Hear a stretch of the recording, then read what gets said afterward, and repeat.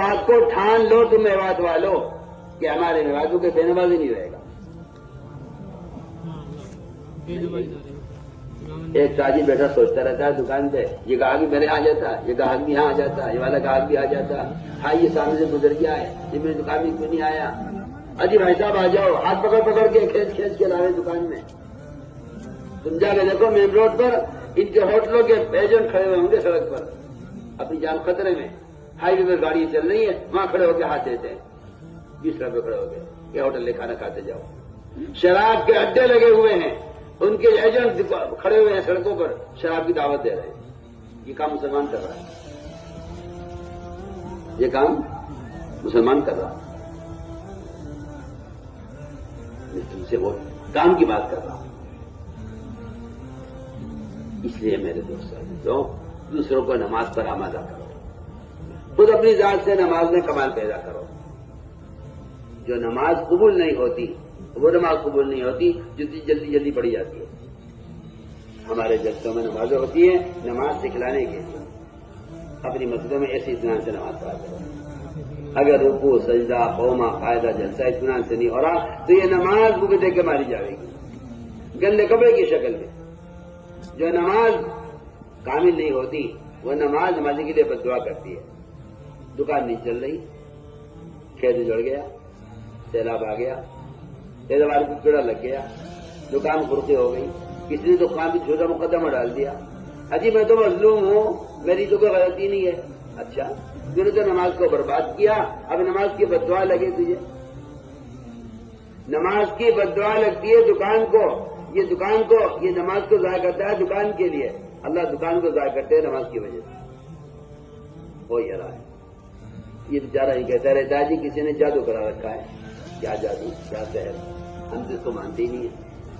ہم تو صاف باتیں کہتے ہیں کہ تو نے اپنے عمل کو بگاڑ کر نماز کی بد دعائیں تو لے رہا ہے. جس طرح مظلوم کی بد دعا لگتی ہے یتیم کو ستانے والے کی، جو بربادی ہوتی ہے وہ یتیم کی بد دعا سے ہوتی ہے.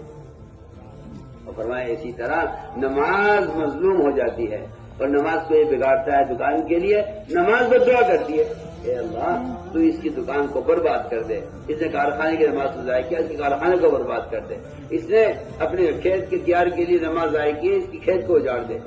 نماز بد دعا کرتی ہے نمازی کے لیے. اس لیے ہمیں چاہیے کہ لمبی لمبی نمازیں پڑھنے کی مشق کیا کرو.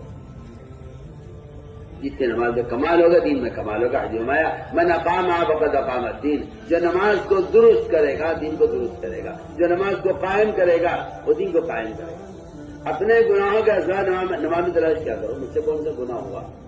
یہ جو گناہ ہوا ہے نماز میں غلطی ہوئی ہے، مجھ سے کوئی نام سستی ہو رہی ہے. جو نماز چھوڑ دیتا ہے اس کا اسلام میں حصہ ختم ہو جاتا ہے. جو نماز چھوڑ دے اس کے اسلام میں کوئی حصہ نہیں ہے.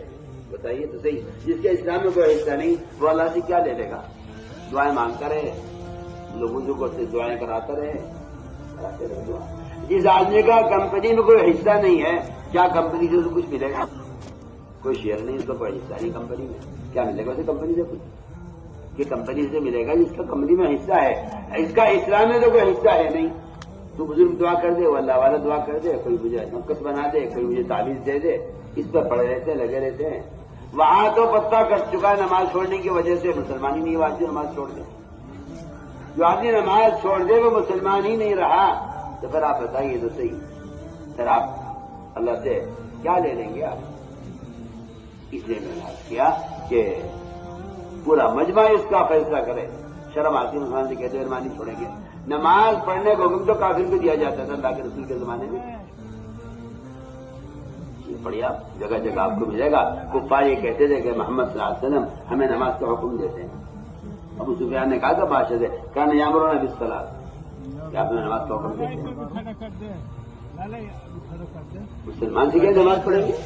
مسلمان نماز چھوڑ دیں. وہاں تو کافی نماز پڑھ لیا کرتا تھا. واسطے میں رفتہ رضی اللہ تعالیٰ انہوں نے اسلام کی بھول میں پہلے نماز پڑھی ہے نماز کے ساتھ.